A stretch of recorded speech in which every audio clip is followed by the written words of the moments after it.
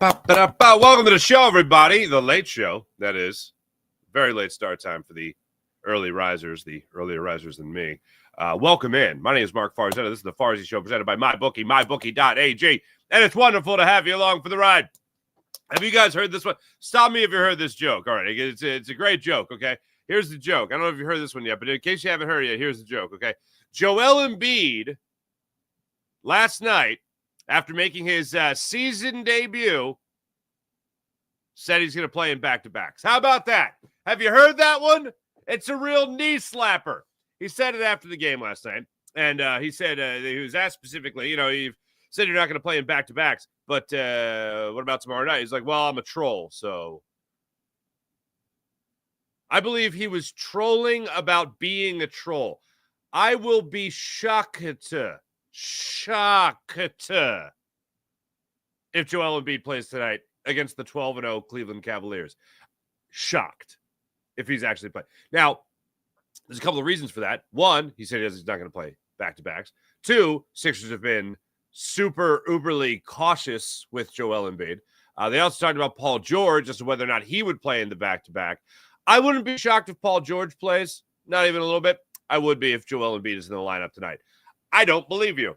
And last night I was doing the postcast, and I was, keeping track of social media on the old phone, and I see Keith Pompey, Inquirer.com, as well as Locked On Sports Philadelphia. He puts out the Nick Nurse quote about, we're going to see if he can play back-to-back, so he'll get checked out in the morning. So I guess he'll get checked out in the next couple of hours, and we'll see whether or not he can go tonight at 7:30 against the Cavs.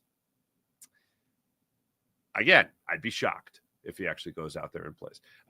We'll let you hear from Joel Embiid later in the show. Plus, Kellen Moore spoke yesterday. Vic Fangio spoke yesterday. Jalen Hurts spoke yesterday. Jordan Mailata spoke yesterday.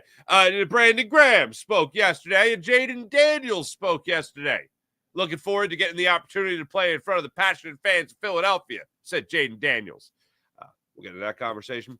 And Vic Fangio revealed something.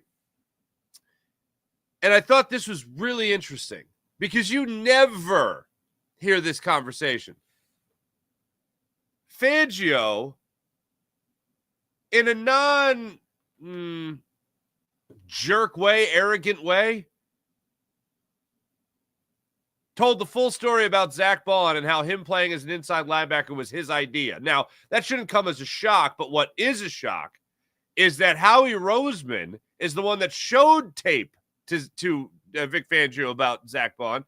And Roseman was like, this guy's going to be a really good special teamer for us. We're really interested. And Vic Fangio was like, yeah, he's an inside linebacker. Like, you don't really hear that. You don't hear that much detail about behind the scenes because it could be, construed as Fangio knows more than Howie Roseman. Howie Roseman doesn't know what he's talking about. That's the way it could come about. So we're going to let you hear from Vic Fangio. You can decide however way you want to take it. Also, when it comes to Kellen Moore, remember how I said the Dallas Cowboys could be looking at Kellen Moore as their next head coach after they fire Mike McCarthy eventually this year, right? I don't think that's going to happen anymore. I think Kellen Moore, maybe he knows the bridge is already burned for the way things went down between him and the Cowboys on his exit. Maybe things are already burned to the ground. But Kellen Moore did not hold back when it came to the sun being an issue at AT&T Stadium. I don't bring it up to harp on the Cowboys game anymore because obviously we're very much on to the Washington Commanders and this game coming up tomorrow night.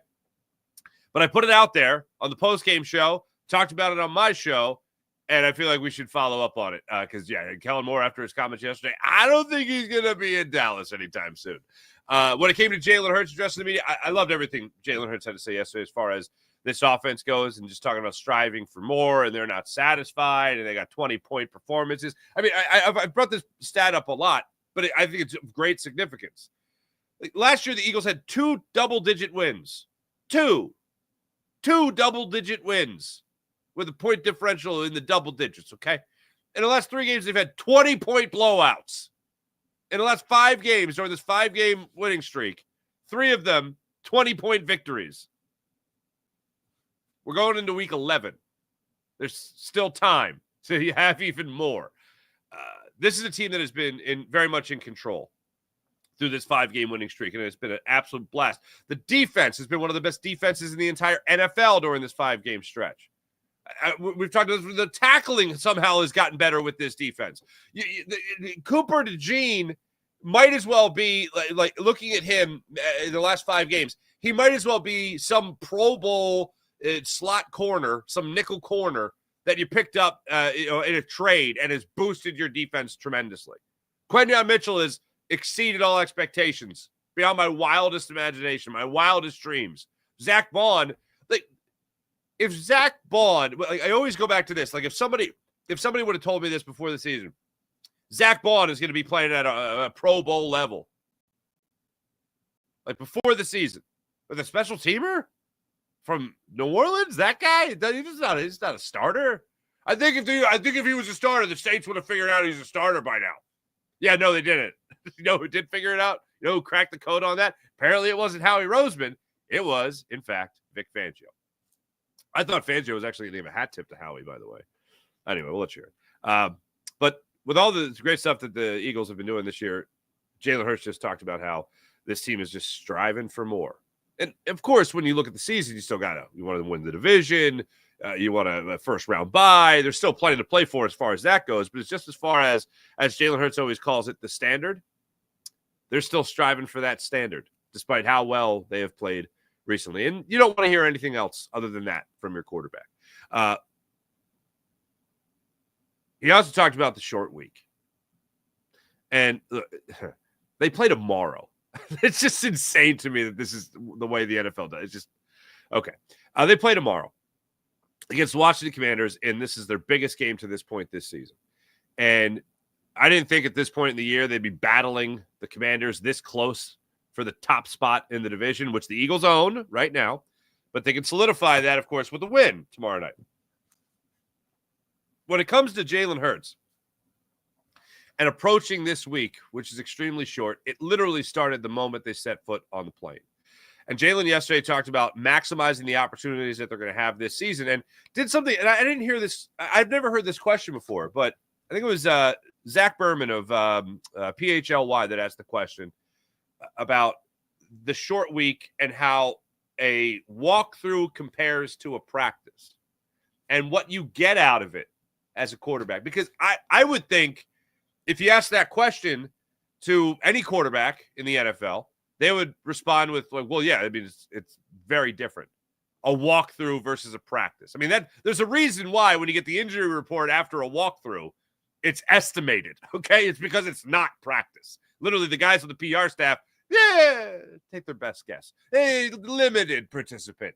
He didn't walk through as much as everyone else walked through. You know, literally, it's estimated. It says it on the report.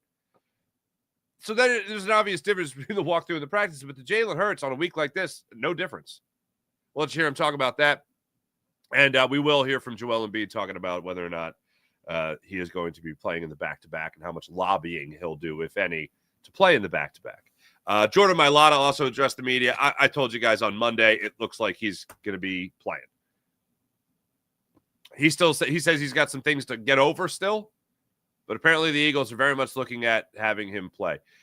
Kellen Moore tipped his cap to Fred Johnson for the work he's been able to do, filling in for Jordan Mailata over the last handful of weeks while he's been dealing with a hamstring injury. But for all intents and purposes, it looks like Jordan Mailata is going to be playing in this game against the Washington Commanders. So look forward to seeing what Jordan Mailata can bring to the table after dealing with his hamstring injury. Let's start it off with Joel Embiid and playing in the game last night against the New York Knicks. And I don't know where you guys are at on this. I think some people are just in a mode right now with the Sixers until Joel Embiid gets in full swing that they're looking at the Sixers and saying, okay, call me when we're in the playoffs. We're going to enjoy the hell out of Paul George. We're going to enjoy the hell out of Tyrese Maxey when he comes back. And Jared McCain has been an absolute blast these last 2 games. But I think when it comes to the overall expectations of the Philadelphia 76ers, people are just waiting for the postseason. And last night they played the New York Knicks, team that bounced them out of the playoffs last year with Joel Embiid, with the hurt knee and the Bell's palsy and blurred vision and all that. They played the New York Knicks last night. And they battled the New York Knicks. And then in the fourth quarter, they fell apart.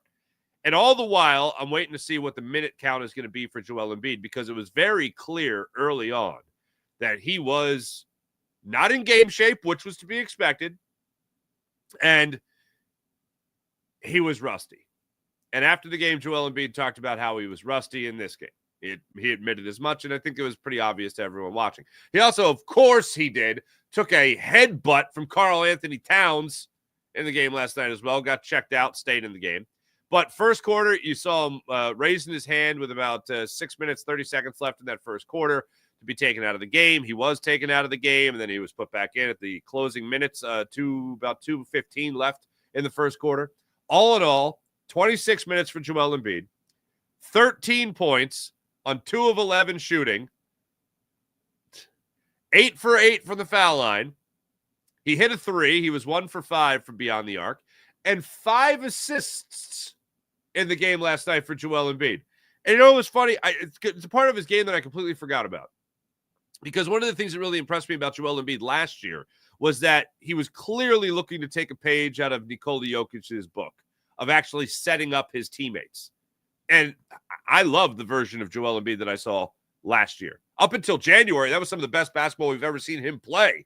And then, unfortunately, the injury happened, as it always seems to, unfortunately. But he was trying to set up his teammates. So the first play for the Sixers off the tip was him at the top of the key finding Paul George on a backdoor cut to the basket for an easy assist and an easy layup that gave the Sixers a 2-0 lead, and then they didn't grab the lead again until the third quarter. But that was a great part of his game last year. I was reminded of it last night. 5 assists is pretty good for him, especially in just 26 minutes. And here's another nice number for him. Ready for this? 2 turnovers. 26 minutes, 2 turnovers. I don't mind that as much, especially when it's his first game of the season. Didn't hit a basket until the third quarter. And then he had a layup later in the third quarter as well. But all in all, rusty. I thought last night you were either going to get that kind of performance from Joel Embiid or you were going to get a 30-point performance from him. So you got what you got last night. After the game, though, he teased reporters. I feel he teased reporters. You tell me if you think Joel Embiid is actually going to play in the game tonight against the undefeated Cleveland Cavaliers. You tell me. Here is courtesy of Dave Uram, KYW News Radio. I mean, I want to. The question is whether or not he wants to play, or is he going to play in the back-to-back? I mean, I want to. That's up to those guys. I mean, I know I said I would never play back-to-backs, but I'm a troll, so I'm sure at some point I'll play. But I feel good right now. We're going to see. But it's up to them. You said it's up to them, but how much will you try to lobby to try to play? I can do whatever I want, but obviously ultimately that's a decision. So I'm just gonna leave it up to them. But I'll be pushing. But just also gotta trust them. Obviously, I can do what I want, but I have to trust them. What's the old Anchorman line? I don't believe you. I'm going to be rooting for it, but I'm not going to be betting on it. As far as Paul George goes, yeah, I would not be shocked if I saw him tonight. The other thing, by the way, about away from anything has to do with him playing tonight. Seeing Paul George and Tyrese Maxey play has been a sight for sore eyes in the moments that they've been able to play together. Absolute sight for sore eyes. With Maxey out and now Paul George playing with Joel Embiid, that last night was a sight for sore eyes. Because the Sixers haven't had this before, where they have a clear-cut point guard in Tyrese Maxey, and I'm looking forward to all 3 of these guys playing together, of course. But just like Maxey and George playing together, there's never been a clear-cut number 1 and a clear-cut number 3, like point guard and then 3 in Paul George as a wing player. So that spacing is wonderful. And then Paul George playing with Joel Embiid, you've never had that 3 and 5 combo in the way that you have it right now with Paul George and Joel Embiid. So there was one play in particular, and I think it was in the second quarter that Paul George actually benefited greatly from Joel Embiid's presence. And it was a pass from Joel Embiid from the block to the top of the key. And then Joel Embiid cut closer to the basket, and Anunoby was playing defense on Joel Embiid. at this point. There was a switch, and he went down the block. He was playing on Paul George. Abandoned Paul George to follow Embiid for a double team, thinking he was going to get the feed at the basket. And instead, it made the defense collapse on Embiid, and there was Paul George wide open for three, which he hit. We haven't seen a lot of that with the caliber player that Paul George is. Certainly, we've seen Joel Embiid create spacing for other players and certainly draw defenders and create double and triple teams. So that's left guys open, but not for Paul George. Imagine what this is going to do when these guys are healthy, and hopefully you're in the second half of the season and we're seeing them find their stride with playing with one another. That's what I can't wait for, because I will be watching these games, of course. As much as I am looking at the first half of the season, really the entire regular season as being just one long rehab assignment for Joel Embiid, I'm looking forward to seeing these guys, all three of them, on the court together at the same time. And all the while, I'm going to tell you what I'm going to be enjoying, what I think is going to be the no doubt about it, enjoyable thing about all this when it comes to injuries and all that stuff. We'll see Tyrese Maxey continue to improve. Paul George, get to know his Sixers teammates, and Joel Embiid work himself into 100% and all that. But Jared McCain is a dude. I absolutely love his game. And this guy is not afraid of anything. And when I was watching him last night, now you could easily look at 27 points and the fourth quarter they had against the Charlotte Hornets and their second win of the season a couple days on Sunday. You'd easily look at the stats and go, oh, yeah, he looks good. When you watch him play, it's all about – his game is 100% about confidence. And listening to him talk to Taryn Hatcher after the win over the Hornets, he talked about how he wants to be the most confident guy. I work too hard to not be confident. I want to be the most confident guy ever. It shows in his game. And I love that Nick Nurse has given him first quarter minutes. He's obviously gotten a hell of a lot more minutes with Tyrese Maxey being out. And I think if you don't have Joel Embiid starting in the lineup tonight, I think Jared McCain has easily worked his way into being a starter on this team. Without Tyrese Maxey, without Tyrese Maxey, without Joel Embiid. I told you yesterday I thought with Joel Embiid being back, they weren't going to put a rookie in the lineup. I thought they were going to have Kyle Lowry start. Kyle Lowry ended up giving you 26 minutes, I think it was last night. 26 minutes, 4 points. And that's what they ended up doing with the more veteran lineup. Without Joel Embiid, they might go a little bit younger. And let's face it, they need the offense. And if you're going to have a guy like Jared McCain ripping off 20 to 25 points, 27 points, he had 23 last night in 30 minutes, by the way. If you're going to have a guy like that playing at that level, then I think he's kind of earned the starter's role. 2 assists last night for him, 4 of 10 shooting from beyond the arc, overall 7 of 16. He is not afraid. And I always say it, when you talk about young players, you talk about whether or not they look like they belong, whether or not the moment is too big for them. And he does not look like a guy who has the moment too big for him. He looks like he is just right for the moment. Love that. Also, this is worth throwing in there. Was talking to some friends of mine last night that were working the Olympics. And word got back to me about Dwayne Wade. And a buddy of mine, who's a producer for NBC, was talking to me about how one of the players that Dwayne Wade brought up during the Olympics, this is not on camera, this is just two guys talking, and my friend was relayed this to me. He's like, hey, I just want to let you know, Dwayne Wade has a high opinion of Jared McCain. I said, what? And I never even thought about this, but it has to do with confidence.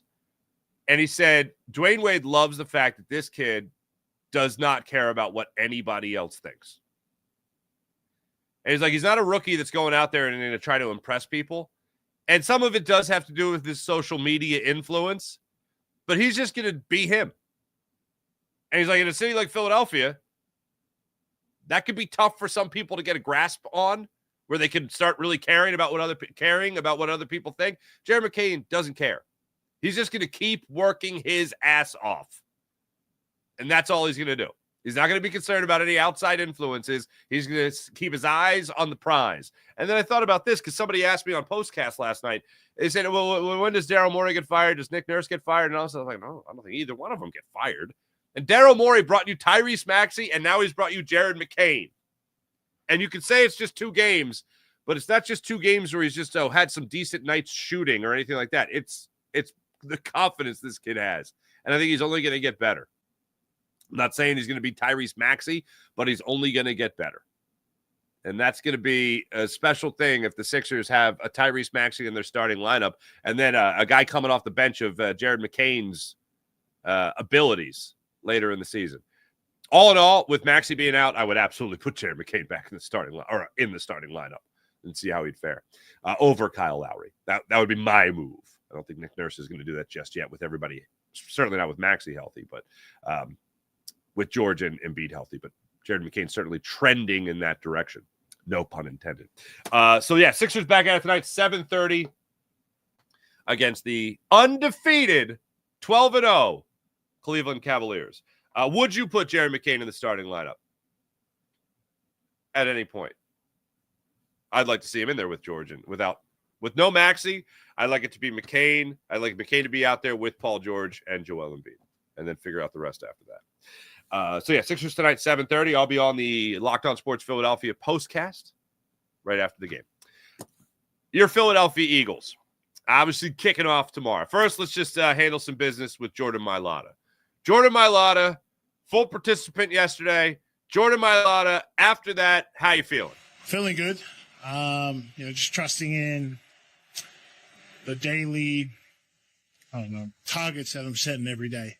Just to try and prepare for this game. So it's been a long time since I've been on the field. It feels like it has been, but I'm pretty excited. It seems pretty obvious, but you're playing Thursday? We're not too sure yet. Not too sure. We're just taking it day by day so far. What do you need to find out before you know you're ready? Ton more reps, knock the rust off, Got to feel confident in stepping on that field. So, again, I trust in the trainers and the program that they've set up for me and in order to get back for this game. So every day we're just ticking off boxes just to get on the field. Yesterday's injury report. I have it in my hand. Tuesday, limited. Nakobe Dean, groin. Dallas Goedert, ankle. Darius Slay, ankle. Devontae Smith, hamstring. Full participant, Bryce Huff, dealing with that wrist injury, and Jordan Mailata, full participant.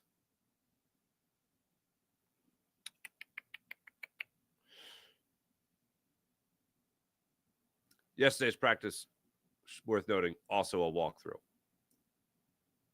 Okay. I'm going to go ahead and assume Jordan Mailata is playing, which is wonderful.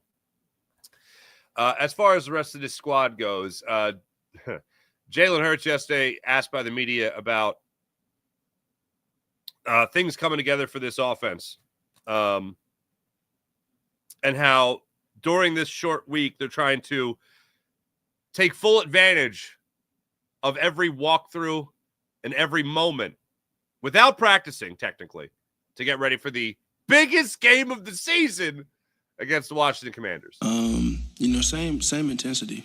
I think you got to have the approach of really maximizing every opportunity, maximizing every minute, every second. They're so precious. So whether that's pre-snap, communication, how we operate, making sure we're on the same page, hearing the communication more than once so they know what I'm saying, how we're communicating out wide, just being on the same page. You can never get enough of that. You want to tell yourself full speed to the snap. And, we get a lot of mental reps, obviously, and that's for every team when we get towards this part of the year. But you just have to be able to process it and, continue to find ways to build that confidence in what you're practicing. I have there's a lot of things that as a non-former professional athlete, that's tough to wrap your head around sometimes. This is one of them. This is one of the big things, how an NFL team, and I know this is every week, this is nothing special, but it's just how you get off a plane. You're in Texas, you're in Dallas, Texas, then you come home, and then you got to play again on Thursday. Like, that's just mind-boggling to me. Absolutely mind-boggling. But they do it. Other things Jalen Hurts got into yesterday, Bobby Wagner still playing at a high level. Actually, Kellen Moore got into that as well. He absolutely has kept in touch with Brian Johnson, which is no surprise there. Jahan Dotson starting to get his numbers up. Dan Quinn going up against him. He talked about the versatility, known for the cover 3 like in Seattle. He was defensive coordinator, but very versatile. Expect another versatile defense for Dan Quinn. Talking about how there's so much more to accomplish. And the touchdown pass to Dallas Goedert. Not the interception, the touchdown pass.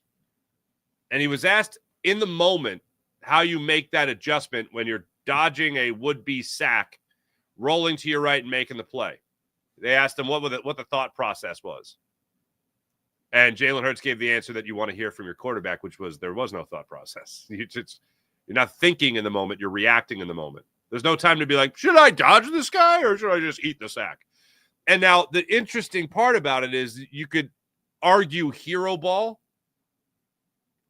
but I don't think it's necessarily hero ball to avoid a sack when it's not as easy, but as basic as a sidestep. Like, I'm not implying that it's easy, but it wasn't like he had to do something drastic to avoid it. He sidestepped the pass rusher, rolled out to his right, and he made the smart play. He kept his eyes downfield and then put it on money to Dallas Goedert for the touchdown. There's other plays that we've seen him try to run through the line of scrimmage and be the hero, or scramble around on third down when you have a field goal in your back pocket and throw an interception in the middle of the end zone. We've seen that. We've seen too much of it. But over these 5 games, he has still been a very smart player. Bad interception he had in this game against the Cowboys. Interception. Trayvon Diggs made a fantastic play. I do think he made the wrong read on it. He said yesterday he should have thrown it earlier. I think that would have made it easier for Trayvon Diggs to try to make that, or it would have gotten batted down with a linebacker that was also in that passing lane. That's what it looked like on the all-22 at least. And then if he throws it a second later or leads Dallas Goedert more towards the middle of the end zone, it gets picked off by the safety. So I think the better read or the better play was to go to Grant Calcaterra on that. And he said, yeah, well, he knew he was open on that. And he missed him, and he admitted so much right after the game. He admitted so much in the moment to Grant Calcaterra, and then talked about it again yesterday as well. But that puts a bow on the Dallas Cowboys game. But all in all, listening to Jalen Hurts yesterday, just love the idea of continuing to strive for more despite this offense clicking on all cylinders right now. As far as the defensive side of things, I've used the term biggest brag. And Zach Bond is the biggest brag for Vic Fangio. The fact that Vic Fangio went out there, watched the tape on him, and said, yeah, we got a player here, and he was absolutely right. But what I didn't know, and this is what came out yesterday, and this is where Howie Roseman might think, a little too much information, Vic. Here's how the Zach Bond signing happened, and this is how Vic Fangio envisioned Zach Bond playing for your Philadelphia Eagles. I don't know. It's when I evaluate players, there's no checkbox, things you check off. You just watch the tape, watch the movement patterns, watch the player play. And, Howie brought him up to me first, but he had a vision for him as a backup outside linebacker, special teams demon. And after I watched it, I said, no, I think he's an inside linebacker. And luckily it hit. So there's 2 ways you can take this. The one way is Vic Fangio is a genius. He watched Zach Bond play as a special teamer and a little outside, and then he says, this guy's an inside linebacker and he's going to be great. And the other way you can look at it is Howie Roseman went up to Vic Fangio and said, what do you think about this guy as a special teams demon? And Vic Fangio looked at the tape and said to Howie Roseman, ugh.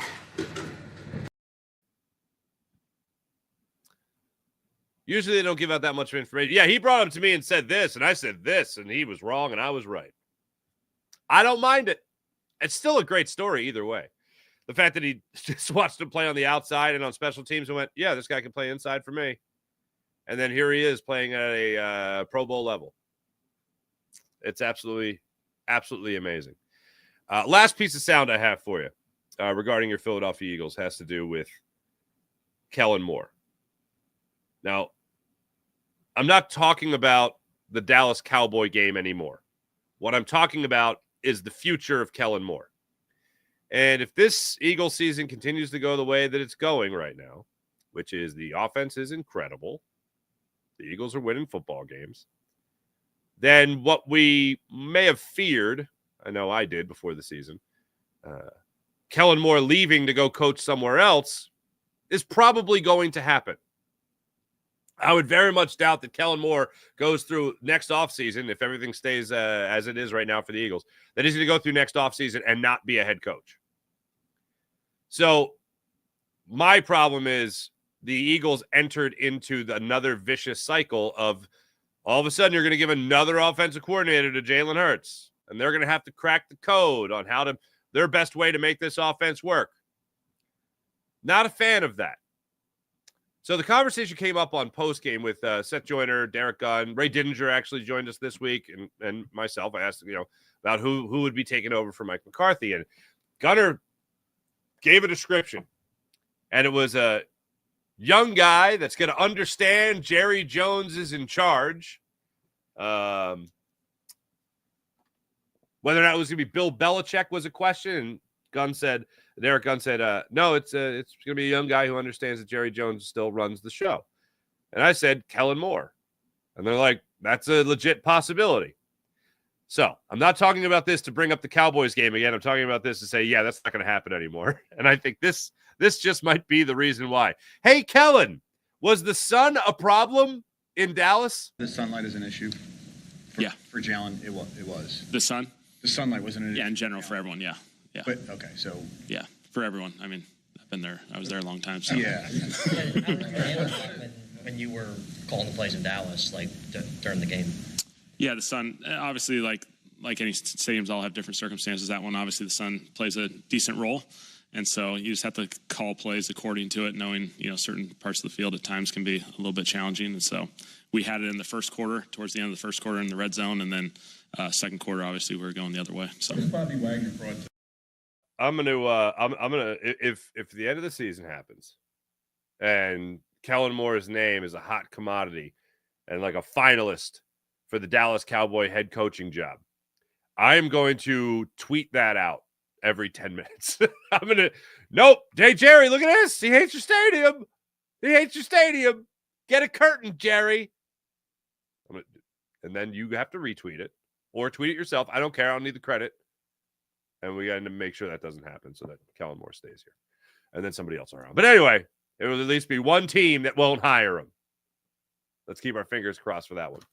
All in all, when it comes to this Eagles team taking on the Washington Commanders, and we'll obviously get into our official preview tomorrow, I really feel good about this game. And I shouldn't feel good about this game. I know that the Eagles have played incredible football recently, but the Commanders are one of those teams, and this is an example of not doing that, unfortunately, but they're finding ways to win throughout the season. And Jaden Daniels is a guy that I look at that is wildly talented. Talk about confidence of a young player. Talk about looking like he belongs as a young player, as a rookie, technically. He looks like every bit a franchise quarterback. Now, will this season be his career? Well, obviously every quarterback has ups and downs. We've certainly gone through it with Jalen Hurts, but he looks absolutely 100% legitimate. But the thing I look at in this game that gives me a lot of confidence just going into it right now, and I know the Eagles are only favored by 3.5, but Saquon Barkley coming off a season low in touches, and Saquon Barkley, all in all, having the season that he's having, I look at him running through this defense or running through this Commanders defense. And I know Dan Campbell's got every answer in the book, and he's done well against the Eagles in the past, especially as the Cowboys defensive coordinator. And I know on the offensive side of things, Cliff Kingsbury is going to be a really interesting matchup for Vic Fangio. And Vic Fangio sung every praise you could for Jaden Daniels yesterday in terms of comfort and ability. Also talked about the zone read scheme that they run with Washington. But all in all, I think it's going to come down to who's controlling the football. And I don't think it's going to be a high-scoring affair.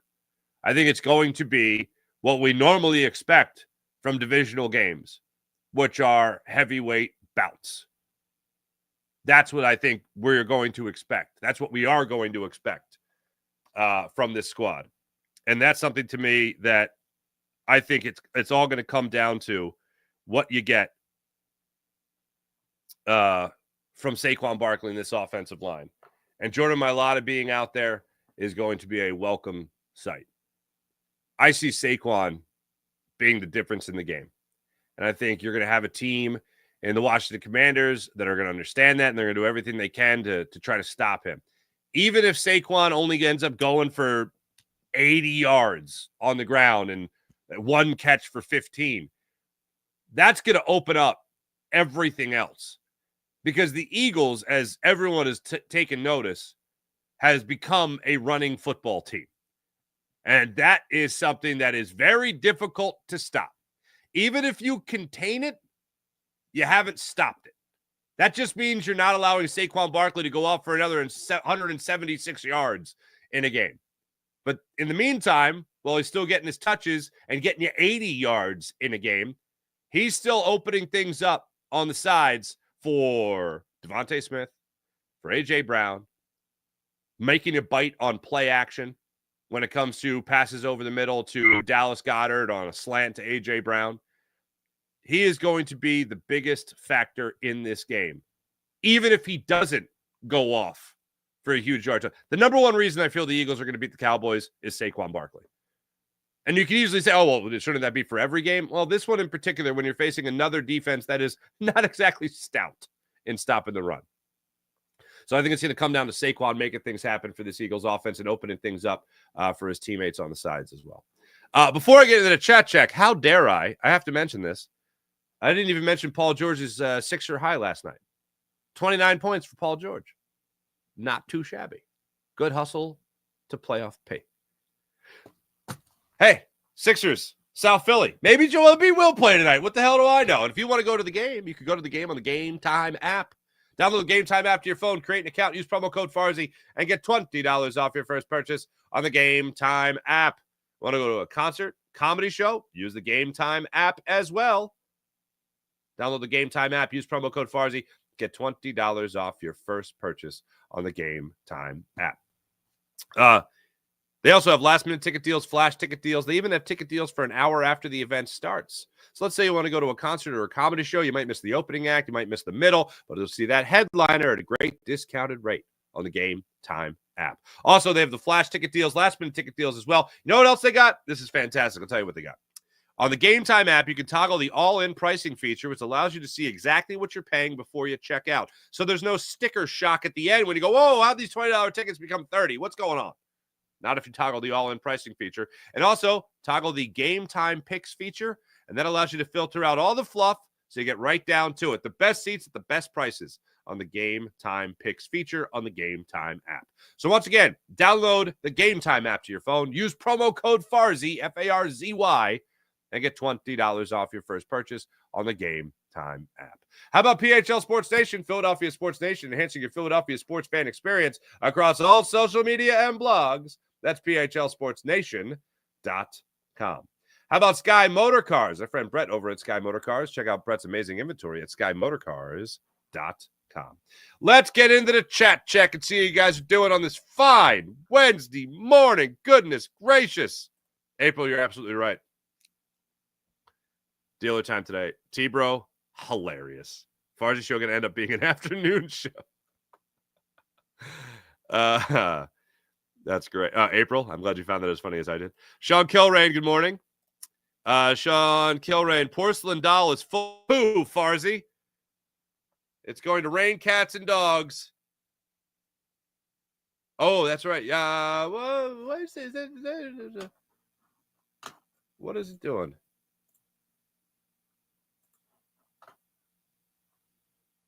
I thought it was supposed to be nice. Hold on. 45 and cloudy.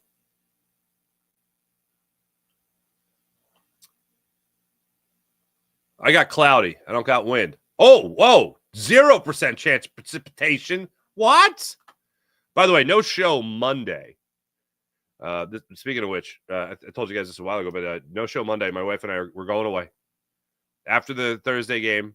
Well, Friday there will be a show. I'm doing a show Friday morning, and then I'm going to the airport, and we're flying. We're going to Puerto Rico for the weekend, and just get away, man. Just get away. And it's going to be raining all weekend. It's going to be terrible. I'm like trying to watch what I've been eating for like the last month. I'm like, I'm going to be on a beach. I'm like, maybe not. I won't be on the beach. I'll have another tub of ice cream. Anyway, but yeah, I think it's going to be okay. Okay. Thank you, T-Bro. Defense has been dominant since the bye week. Number 1 in total defense. Number 1 in least points allowed. Number 1 in passing defense. Number 2 in rushing defense. Number 2 in sacks. They're making it happen. Sean Kilrain. Continue comment. Insane. Most turnovers forced the last 3 games. They're pretty damn good. I'm awake. Are you? Eagle emoji, coffee or espresso? Eagle emoji. All right. I like it. This actually might be one of my favorite comments ever. Just these emojis. These are a few of my favorite things. See you, Jack Stahl. Hello, my Lotta. Back, my friend. Yeah. Jack Stahl got waived. Why Niners? Why good morning, Farsi and friends. All hail Howie. Laugh out loud. Real RMP. I have been taught to hate the Sixers since they traded Barkley since the 90s. Wow. That hate runs deep.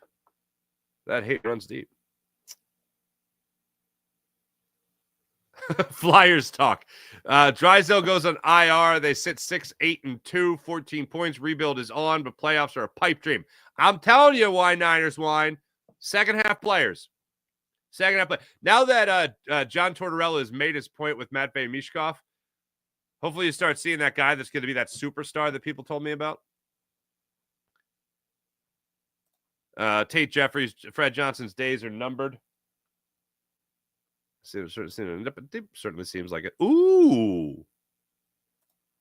Sean Kilrain. Eagles win 28-20, Farzi. Yeah, I still think it's going to be... Yeah, I mean, it's still one score game. We're sweating out whether or not they're going to get a... what do you call it? Sweating out whether or not they're going to get a 2-point conversion at the end of the game. A man called David. Hello, David. Nice to see you again. Let's get to the morning rush brought to you by Sky Motocross. Thanks, everybody in the chat. You guys are wonderful as per usual. Tonight, Philadelphia 76ers are right back at it against the Cleveland Cavaliers, the undefeated Cleveland Cavaliers. Wouldn't be shocked if both George and Embiid sit. Would be shocked if just Embiid sits. I'm sorry. Wouldn't be shocked if just Joel Embiid sits. Well, that was almost a really bad one. And here's the other thing. They shouldn't play him tonight. The guy doesn't want to play back-to-backs. He admitted to being a troll in the clip. You heard it. I'm a troll, saying I don't want to play him back-to-backs, but I'm a troll. So I believe then in you saying that you want to play him back-to-backs, you're still trolling. JoJo be trolling all day. So I don't think they should play him in this game, because if there was really some concern about ramping up, then I think you're going to need a full 24 hours to really understand how his body is responding. I'm not a doctor, but I think he needs a full 24 hours to see how his body responds to this before going back out there and playing again. So I would not play Joel Embiid tonight. That's the way I look at it. Oh, this is interesting. Brian Pumper, Embiid has lost a lot of fans this season. Okay. I think that's interesting. I feel like for whatever reason, Joel Embiid kind of has people on their last hope of the Sixers winning a championship, like at least with this squad. And I think a lot of people are like, especially after the contract extension, like, yep, we're committed to this. This is what we're going to do. It's ride or die with Joel Embiid. I said before the season, I think this also goes to your point, Brian. I said before the season, and I'll reiterate, yeah, it comes down to riding or dying with Joel Embiid. They are going down with the ship of Joel Embiid, or they're going to thrive. And it's going to take me a minute. It's going to take me a minute to understand and really have faith that they're going to win it with him. Because even with this, I'm like, just because they're resting him now doesn't mean that he suffers another injury or anything like that later in the season. Good morning, sweetheart. You're loving your camera time this week. Huh? You're loving your camera time this week.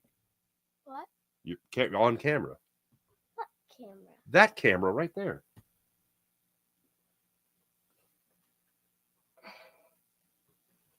You want to say good morning while you're here? Oh. Do you want to say good morning? Do you need a drink of water? Okay. Brian Pubber, Joel cannot move. This looks like the Olympic. Oh, looks like the Olympic. Yeah, that's just water. Yeah. Sean says good morning. Good morning. What You sound rough, man. my cough? You have your cough? Oh boy. It's back. It's back. Tis the season, sweetheart. Thanks everybody in the chat once again. Sixers, Cavs tonight, 7:30. Have a wonderful rest of your day, everybody. My name is Mark Farz. This is the Farz Show presented by MyBookie, mybookie.ag. Be back with you guys tonight, right after the 76ers take on the Cleveland Cavaliers at 7. Oh, say good morning, April. Good morning, April. There you go. Ladies and gentlemen, that's the show. Have a wonderful... Take a minute. Have a wonderful... Wait. Oh, Wine Niners, one of our favorite guests, has arrived. She needs to read a promo. Get that ad money going. And you put your shoes on. Good for you. Oh, wait. Well, careful with that. That's a wire. Have a wonderful rest of your day, everybody. I'll be back with you guys tonight on the Locked On 76ers postcast on Locked On Sports Philadelphia. See you guys then. Bye.